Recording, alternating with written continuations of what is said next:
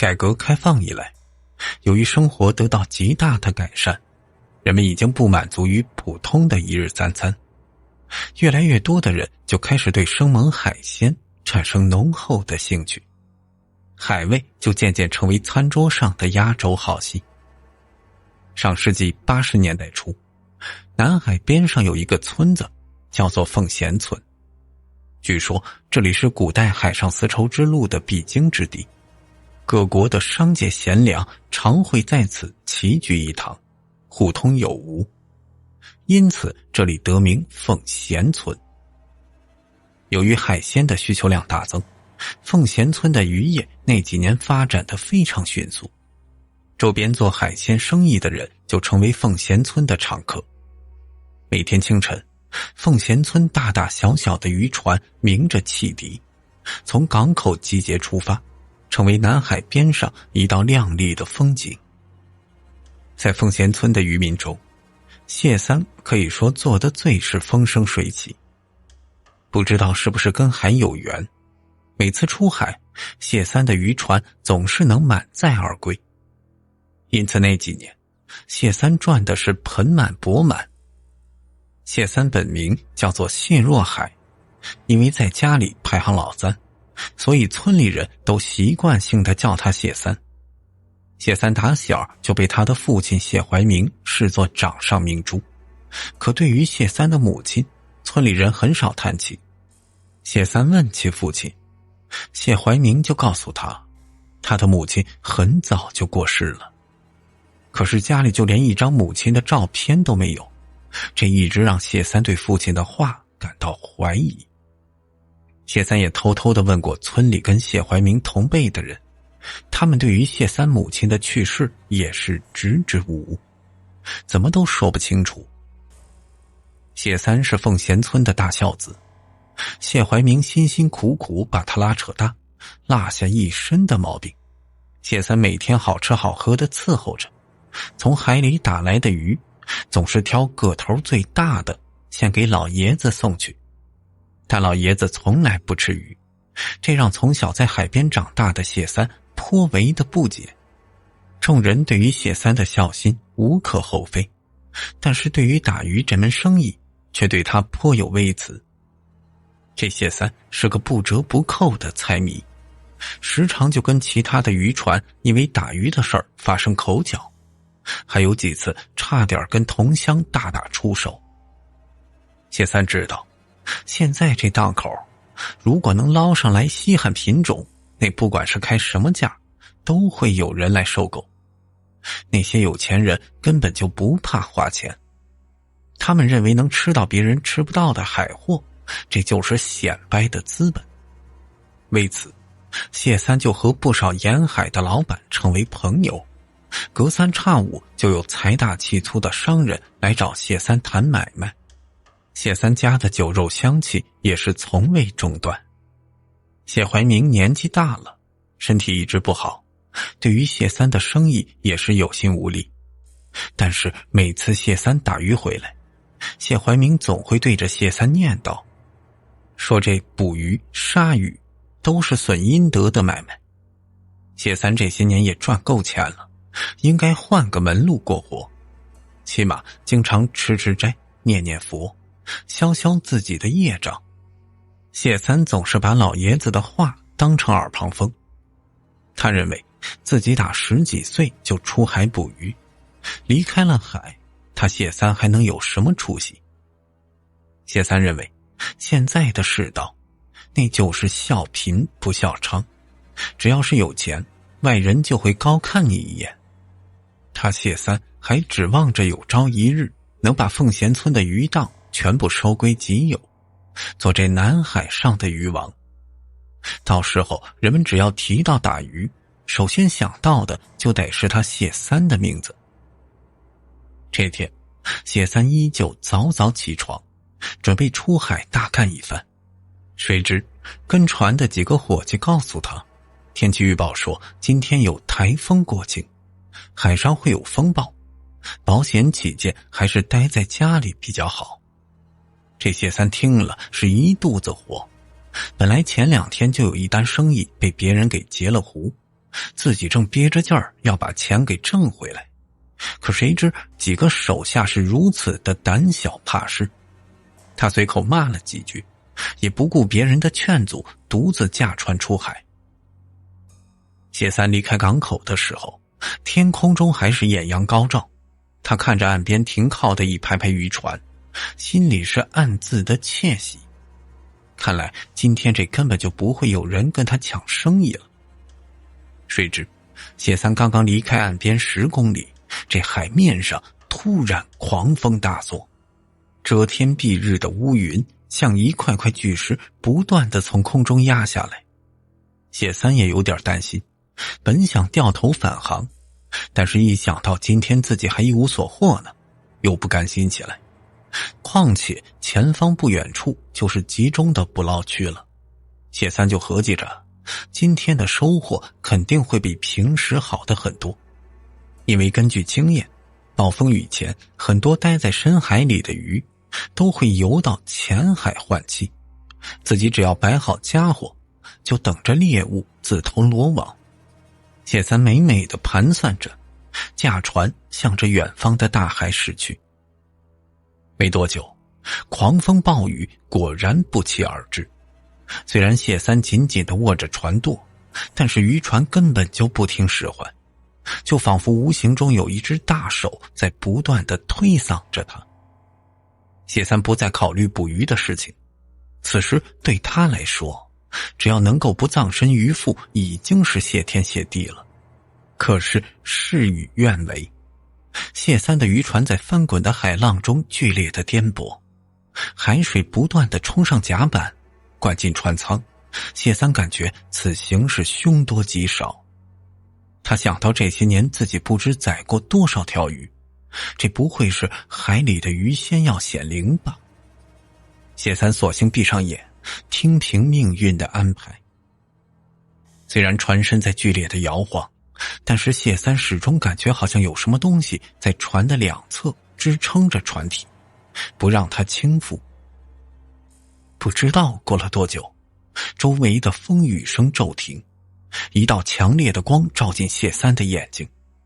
他睁开眼，就发现海面上恢复平静，乌云已经无处可寻，太阳的光芒透过玻璃投射在他面前，刚才的一切就仿佛是一场噩梦。谢三定了定神，握紧船舵准备返航。突然甲板上出现一阵异常的响动。谢三心想，这不会是刚才的风把鱼给冲上来了？这没想到自己大难不死，还会有意外的收获。谢三固定好船舵，快步走上甲板，准备一探究竟。当谢三来到甲板上，眼前的景象让他愣在那里。只见靠近船帮的地方躺着一个奇怪的生物。打了这么多年鱼，谢三从来都没见过这种东西。这怪物的下身是一条布满鳞片的尾巴，但是上半身的位置却是直立着，本应是鱼鳍生长的位置长着2条人类的手臂，此刻正在努力地支撑在甲板上。这个怪物五官清晰，但是面容却十分的干瘪丑陋，2只硕大的眼睛格外的醒目，一头白发散乱地垂在胸前。谢三有些惊慌，面前这个怪物正在大口地喘着气，嘴里发出奇怪的呜叫声，眼睛死死地盯着谢三。这打鱼这么多年，谢三听过不少关于南海的传说，其中有一个就是说呀，这南海海底古时候有一个鲛人国，传说这鲛人是海底的类人生物，曾经一度统治着南海地区，后来不知什么原因，族群大量灭绝，但是还是有幸存的鲛人就藏在深海之中。谢三仔细地打量这个怪物一番，心想，眼前这怪物，这不会就是传说中的鲛人吧？谢三又喜又怕，喜的是这没想到祖祖辈辈口中的鲛人竟然真的让自己找到，怕的是，不知道这鲛人为何会出现在船上，他会不会伤害自己？谢三拿起旁边的鱼叉，站在原地观察鲛人。这鲛人似乎对谢三并没有恶意，只是趴在原地一动不动，两眼呆滞地望着谢三。谢三转念一想，靠，这老子发财的机会来了。要是能把这鲛人转手卖出去，那估计挣的钱自己这辈子都花不完。于是谢三一手拿着鱼叉，一手举着渔网，向着鲛人慢慢地靠近。谢三直到走近，这才发现原来这鲛人受了伤，他的身子底下有一滩褐色的血，胸前的位置上有一个还在滴血的伤口。谢三见鲛人已经失去反抗的能力，便一手将网子罩了下去。那鲛人似乎是想反抗，可是无奈受伤之后力不从心，只是发出几声痛苦的哀嚎，便束手就擒。谢三虽然爱财，但是脑子还是清醒的。他知道自己发现鲛人，这对于整个凤贤村意味着什么。更何况其他的村民都虎视眈眈地盯着自己的生意，如果自己把这事儿轻易地宣扬出去，村里人还不知道怎么打他的算盘。所以谢三也不声张，他不声不响，等这船一靠岸，便把鲛人装进一个黑色的口袋，悄悄地溜回到家。谢三一进家门，就把鲛人藏在仓库里，他怕鲛人憋死，赶紧打开袋子把它放出来。让谢三感到不可思议的是，这鲛人胸前方才碗大的伤口现在基本已经愈合，只留下一道浅浅的疤痕。谢三一拍脑袋，他想起来了，老辈人都说呀，这鲛人身上的油膏可以治愈伤口，还能让油灯长明。都说秦始皇墓里就点着长明灯，就是用这种鲛人的油膏做的灯芯儿。谢三还听说，这鲛人的眼泪可以凝结成珍珠。谢三为什么知道这事儿呢？还是因为谢怀明有着一个木匣子，里面就放着一颗色泽温润的珍珠。谢怀明在谢三小时候就告诉他，这就是用鲛人的眼泪做的。谢三一直以为这是父亲跟他开玩笑，现在想来，如果这颗珍珠确实是鲛人眼泪所化，想必父亲早年出海时也发现过鲛人，甚至他也亲手抓到过，不然这颗珍珠又是从何而来？谢三顾不上琢磨这些陈年往事，当务之急是如何处置这个鲛人。他本想尽快地出手卖掉，但随即又改变主意。他认为轻易地将他出手，那无异于杀鸡取卵，不如对鲛人的身体穷尽其用。这鲛人的眼泪、油膏，甚至他的皮肤，哪样放在市面上可都是无价之宝。当然，仅凭谢三自己，那是没有办法轻易的就能将大把大把的钱装进口袋。他思索再三，找来生意场上的老搭档秃头，还有倒腾古董的行家徐老金。这秃头和徐老金近来正在提醒着谢三，赶紧弄点紧俏的海货，好趁着海鲜市场的火爆狠狠地赚上一笔。这听到谢三告诉他们自己捉到个鲛人，两人还以为谢三拿他们说笑呢。可谁知当秃头和徐老金看到活生生的鲛人出现在面前的时候，都是惊讶的连话都说不出来。徐老金绕着鲛人走了一圈又一圈，啧啧称奇。我说谢三啊，你这祖上积了多少德呀，能让你捡着这宝贝？告诉你有了它了，你这辈子下辈子你都不用愁了。秃头告诉谢老三，自己认识几个南洋的大富豪，他们钱多的几辈子都花不完，这辈子唯一的爱好就是搜罗各地的奇珍之物。只要谢三愿意出手，对方给的酬劳估计这一间屋子都装不下。那谢三被说得心花怒放，但他认为现在还不能把这鲛人轻易的卖掉。一来这鲛人身上有太多的秘密值得挖掘，二来谢三还有个更大胆的想法，或许附近的海岛上还有鲛人的老巢，留着这个鲛人，让他把其他的鲛人也给引出来。到那时候钱还不是要多少就有多少。谢三就招呼秃头和徐老金先把这鲛人抬进仓库的水池中。这鲛人不管怎么说那也是海里的东西，缺什么也不能缺了水。这时候谢三就发现这鲛人的眼睛一直在盯着自己，随后2行晶莹的眼泪从他的眼睛中流出来。喂，快看，鲛人流泪了。谢三提醒秃子和徐老金。哎呦，沧海月明珠有泪啊。告诉你啊，李商隐这句唐诗啊，那说的就是鲛人泣泪成珠。今儿咱们就看看这老李说的准不准。徐老金一边激动地说着，一边抄起旁边的盆子，只听鲛人的眼泪滴落在盆子里，发出啪嗒啪嗒的声音，真是大珠小珠落玉盘。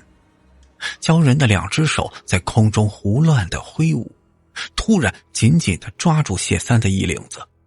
这谢三吓了一大跳，秃子和徐老金见状赶忙把鲛人的2只手从谢三的衣领上扒下来，把他扔进水池。这好容易安顿好鲛人，几个人赶紧拿过盘子，看看这鲛人的眼泪究竟有什么神奇之处。可是没想到刚才还是顺滑的泪水，这会儿功夫已经凝结成一颗颗晶莹剔透的珍珠。徐老金拿起了一颗珠子，对着灯光这么一照，不禁感慨：我的乖乖啊，这么大珠子呀，这要是放古玩市场上绝对是抢手的宝贝啊。谢三等人正在为逮到浑身是宝的鲛人喜出望外，这时外边传来咚咚咚的敲门声。秃子警惕起来：喂，咱别走漏了风声啊，村里其他人还不知道吧？谢三也觉得奇怪，自从把鲛人弄到家里之后，自己从未在外人面前提起过鲛人半字，这么晚了会是谁呢？谢三边纳闷边蹑手蹑脚地扒在门缝上一看，这原来是父亲谢怀明。谢三探身出门，然后迅速地把门关上。谢怀明向着仓库中张望几下，什么也没看见。爹啊，这么晚了，您老还不休息啊？谢三问。我看你这几天总是跟你朋友待在这仓库里鬼鬼祟祟的，也不出船，也不出门，你们搞什么鬼呢？谢怀明有些好奇，又有些担心，因为他了解自己的儿子，能把他牢牢地拴在家里的事儿，那绝对非同小可。谢三儿就装作若无其事的样子，安慰谢怀明说：嗨，爸呀，你甭操心了，这就是几个朋友商量着做点海鲜生意，这挣了钱好孝敬你啊。谢三一边说着，一边把谢怀明推回到屋里。话说那个鲛人在水池里待的时间长了，脸上露出痛苦的表情。谢三怀疑他在海水中生活惯了，需要盐分，这就准备向水里撒盐。这时他就发现这鲛人的身上像是有油脂一样的东西飘在水面上。谢三就想起秦始皇陵长明灯的传说，他就想试试这鲛人身上的油是不是真的能长燃不灭。他就从鲛人的身上刮下来油脂，谢三划了根火柴，然后把它扔在油脂上面。砰的一下，火苗窜出1人多高，这团火烧了许久，竟然就是没有熄灭的迹象。这谢三心说呀，这老祖宗的话果然没骗人。要是把这鲛人身上的油全部榨出来，那岂不是一桩稳赚不赔的大买卖？随后几天，谢三和秃子、徐老金就想到一个快速获得珍珠和油膏的办法。他们发现，只要让鲛人离开水足够长的一段时间，这鲛人就会因为痛苦而变得面色苍白，这时他的身上就会渗出一层层的油脂，眼泪也会不由自主地流下来。那一颗颗晶莹的泪珠散落在地上，就像是坠落的星星，闪闪发亮。谢三琢磨着，这也不是长久之计，万一哪天这鲛人被弄死了，自己这财路不就断了？还是得尽快找到这鲛人的老巢，抓到更多的鲛人，这才能确保财源滚滚。但是秃子和徐老金并不同意，他们怕这好容易到手的鲛人到了海里，万一趁机逃跑，那岂不是竹篮打水一场空？几个人就因此起了争执。谢三见两人只顾着眼前的蝇头小利，便气冲冲地走出仓库。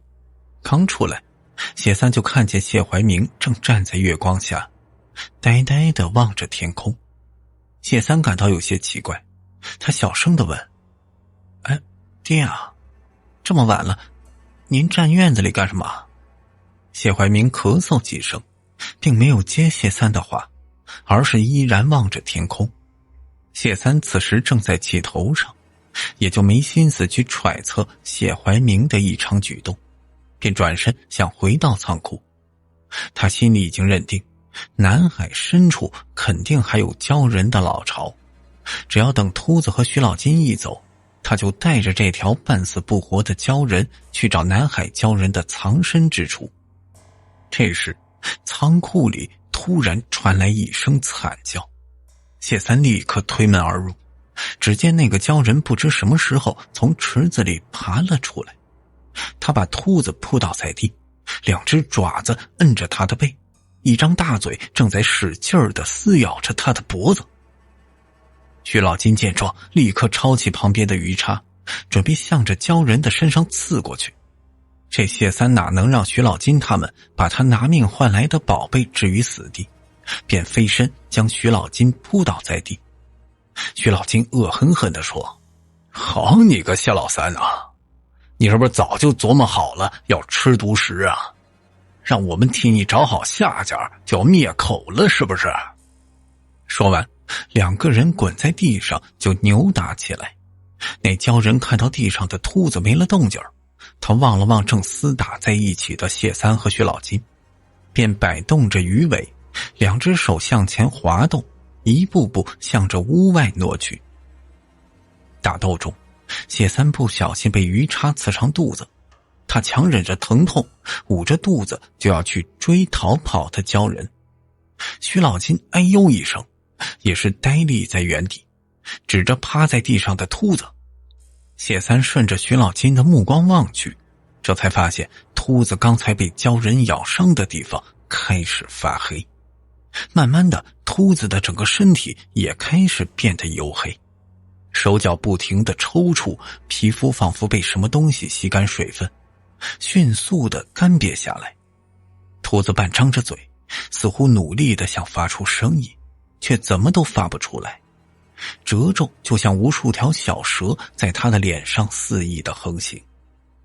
秃子的头发就眼看着从乌黑变得苍白，最后他的整个身体就像是一块烧焦的木炭，僵硬地趴在地上，只有那一头的银发尚能分辨出人类的模样。徐老金被眼前的景象吓坏了，他发疯般地向着屋外冲去。谢三也傻了，他顾不上伤口传来的剧痛，一瘸一拐地向着仓库外走去。他不能让鲛人就这么轻易地走掉，就是死也要拉着这鲛人同归于尽。月光透过云层洒在院子里，谢三刚走进院子，就被眼前的一幕惊呆。他以为自己受了伤，产生幻觉，便仔细地揉了揉眼睛，可是他并没有看错，他的父亲谢怀明正用2只手捧着鲛人的脸跪在地上，大声地哭泣。谢三以为鲛人给父亲施了什么法术，迷惑他的心智，就想用鱼叉向这鲛人刺去，谁知谢怀明突然向着谢三吼道：“畜生，你给我住手！这是你娘啊！”谢三听到这里，简直不敢相信自己的耳朵。他认定这父亲一定是疯了，执意的就想将鲛人刺死。当他再次举起叉子要刺向鲛人时，鲛人突然用含混的声音喊出：“若海。”已经有好久没有人喊过自己的名字了。谢三举起叉子的手停在空中，他的手一松，那叉子咣当一声掉在地上。事情还得从谢怀明年轻的时候说起。大概50多年前，当谢怀明第一次踏上奉贤村土地的时候，这里除了汪洋大海和被海浪冲刷的荒凉海岸，几乎什么都没有。谢怀明的船在海上遭遇风暴，本应葬身大海的他却幸运地被海浪冲上了岸。谢怀明想着总得先活下来，他却发现这村子里都是老弱多病的老人，年轻人要么外出谋生，要么客死他乡。谢怀明见岸边还有几艘船，便想着能出海打鱼，起码可以养活自己。如果岛上再来年轻人，也能有个生计，不至于被饿死。于是谢怀明就开始以打鱼为生。这中间就不断有人乘船来到奉贤村安家落户，还有人像谢怀明一样遭遇海难流落至此。谢怀明认为这里就是一片福地，不然怎么会有那么多遭遇海难的人都可以大难不死，并最终在奉贤村落脚。直到有一天，谢怀明出海时遭遇风浪，他的船不知被狂风卷到哪里，最终在一片礁石上搁浅。谢怀明意外地发现，这礁石上就趴着一个年轻的女子。那女子长相十分的清秀，此刻正趴在一块岩石上，看起来是被海浪冲到这里。谢怀明见女子还有气息，便带着她回到奉贤村。这谢怀明从海上带回女人的消息就传遍了村子，人们都说这是神仙眷顾谢怀明，给了他命，还赏给他一个好媳妇儿。这个女子也是对谢怀明照顾有加，虽然平日里不爱说话，却把谢家里里外外弄得井井有条。只是女子的腿脚有些不利落，走起路的样子有些怪异，而且闲暇的时候她总是会望着大海发呆。谢怀明问她原因，她只是摇摇头，冲着谢怀明笑而不语。不久，女子就为谢怀明生下一个男孩，就是现在的谢三。一天夜里，女子拉着谢怀明来到海边，2个人坐在海滩上，望着皎洁的月光发呆。女子突然跟谢怀明说道，自己其实是南海的鲛人，在这南海深处有一个鲛人国，自古以来鲛人就帮助沿海的居民捕鱼，为渔船引航，帮助遇到海难的人回到陆地。人类和鲛人的相处也算融洽，也许是跟人类相处久了，鲛人族的模样也是渐渐向着人类靠拢。他们出生后数年，身体和人类并无二致，但是随着年纪越来越大，下半身就会逐渐的萎缩，还是会变成半人半鱼的样子。女人告诉谢怀明，自己当初就是为了帮助一艘渔船抵御风暴，这才不小心搁浅在礁石上。女子说自己的2条腿一直在退化，需要尽快的回到海中，只有这样才能保证自己的生命可以延续下去。谢怀明根本就不相信这些，但是当他看到女子的脚掌上突然伸出一扇鱼鳍一样的东西，这才彻底相信女子的话。女子告诉谢怀民，照顾好谢若海，自己会把谢怀民送给她的定情信物一根鱼骨做成项链，时刻带在身上。这样即便多年之后谢怀民不敢与她相认，但是凭借这信物，他们还会有重逢的那天。说完，女子就流下一颗眼泪，滴落在地上变成一颗珍珠。女子将珍珠放到谢怀民手中，告诉他终有一天他们会再次团聚。谢三听完谢怀民的讲述，依然无法相信这个过于荒诞离奇的故事。谢怀民深情地望着鲛人，鲛人手中正捧着一条鱼骨做成的项链。谢怀民哆哆嗦嗦地接过项链，跪在地上摸着鲛人的脸，泣不成声地说：“50年，我足足等了50年呢！你到底去了哪里？怎么会变成这副样子？”这谢三觉得自己肯定是做了一场梦，他无法相信自己竟然是鲛人的后代。自己没有尾巴，不会滴泪成珠，怎么可能会跟鲛人扯上血缘关系呢？谢三就想起自己对鲛人的折磨，更加不敢承认眼前这个怪物就是自己去世多年的母亲。这个时候，一阵阵的疼痛感再次袭来，他低头一看，鲜血又止不住的从伤口流了出来。那个鲛人看到这里，突然从口中吐出一颗绿色的珠子，将它轻轻的在谢三的伤口上来回的摩挲。谢三就感觉全身一阵酥麻麻的感觉，他眼睁睁的就看见自己的伤口逐渐缩小，最后只剩下一道细长的疤痕。谢三刚想说什么，突然凤贤村的村民举着火把从四面八方围了过来。只见徐老金走在最前面，他对大伙说：“看吧，我没骗你们，这鲛人他就在这儿。”原来徐老金看秃子被鲛人咬死，谢三也要跟自己反目，他索性就把这事儿给弄大，让全村人都知道鲛人的存在，没准还能留鲛人一条活口，自己还能从中讨点便宜，便在村子里大声的吆喝，说谢家发现鲛人的消息。谢怀民望着众乡亲，恳切地说道：“各位乡亲，我谢怀民50年前来到这里的时候，凤贤村就只剩老人和孩子。我出海捕鱼，想法子维持生计。后来陆陆续续有人在这儿安家落户，凤贤村世代打鱼，才有今天这副样子。可是诸位可知，我们能够躲过一次次海难，就是因为鲛人在暗地中帮助我们。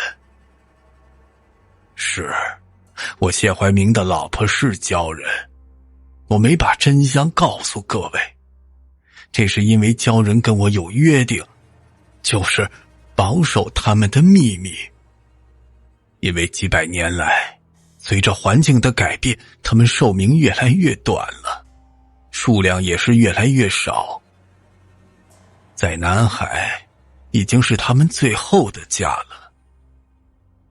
这村民听到这里都觉得匪夷所思，举着火把进退两难。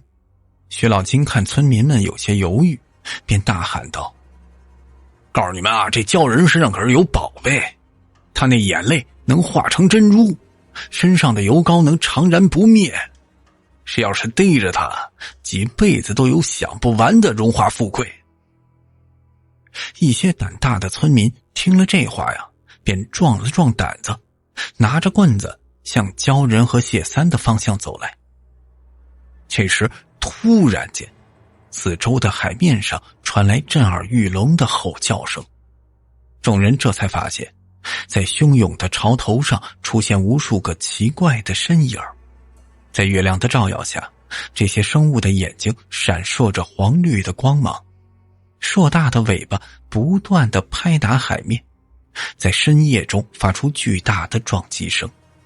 他们手拉着手，爬上海岸，向着谢三的方向缓缓爬来。是鲛人！村民们顿时惊恐起来，有人将火把朝着这些鲛人扔过去，瞬间燃起熊熊大火。由于这些鲛人离开海水，身上的油膏开始流淌下来，恰好被火把点燃，火越烧越旺，将附近的天空染得通红。众人见此异象，不敢再向鲛人靠近。徐老金见势不妙，灰头土脸的从小山坡上向着海边跑去。他是想弄一些油纸回去卖钱，却不料没有站稳，一个趔趄从岩石上掉下去，一头扎进海中。几个鲛人一拥而上，徐老金还没叫出声来，就消失在海浪之中。谢怀民看看眼前的妻子，此时他已经虚弱的就连抬头喘气都有些费劲。谢三突然站起来，他扶起身旁的鲛人，把他背在身上，然后一步步向停在岸边的渔船走去。其他的鲛人看到这一幕，同时停下前进的脚步。谢三回过头对着谢怀民说道：爹，儿子不孝，没有好好孝敬您，还差点杀死自己的娘，我这辈子也算是大逆不道了。娘她累了，我这就送她回去。说完，谢三走上渔船，启动汽笛，鸣响3声。在凤仙村，每当有人远行他乡，就会鸣响3声汽笛，代表着向亲人告别。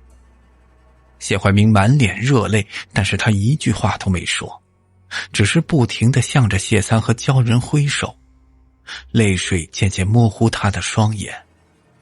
渔船亮着夜灯，缓缓驶离海岸，就像一颗颗星星，慢慢地消失在茫茫的大海深处。凤贤村岸边的火烧了很久，几十里地之外的人都能看到那片火红的天空。后来镇上来了消防队扑灭大火，可是调查起火原因时，众人都是三缄其口。专家在燃尽的海边发现一些不明液体，经过化验，发现是一种奇怪的油类物质，但是又不知这些物质从何而来。秃子的尸体被谢怀民主动送给警察，但是对于他的死因，谢怀民闭口不谈。警察对于秃子的死状也非常的费解，虽然经过法医一轮轮的尸检，判断是伤口感染导致的全身钙化反应，但对于伤口的形成以及为何尸体会发生变异，谁都无法解释清楚。对于那晚在自家仓库里发生的事儿，谢怀民直到死也没有吐露半个字。这事儿不断被人渲染加工，成为当年轰动一时的奇案。由于证据不足，谢怀民因为身体原因被村里保释回家。没过几天，他被人发现死在岸边的岩石上。回家的那些天里，谢怀民总是靠着岩石，望着大海，以这样的姿势一待就是一天。尸体被发现的时候，谢怀民的上半身依然保持着直立的姿态，仿佛是在等着某人从海上归来。直到今天，再也没有人见过谢三和鲛人。有人说谢三早已带着他的母亲葬身大海，也有人说他跟鲛人族生活在一起。但不管怎样，凤贤村再也没有出现过鲛人，仿佛那晚的事情从没发生过一样。如今在南海地区的某个博物馆中，陈列有一具不明海洋生物的骨骼，人头鱼身。有人说它就是鲛人存在的有力证据，有人说这不过是胡拼乱凑的一副骨架。诸位如果有机会，可以去那里一探究竟。如果你还恰好去到凤贤村，向上了年纪的人打听打听，没准就会有人跟你说起这件陈年往事。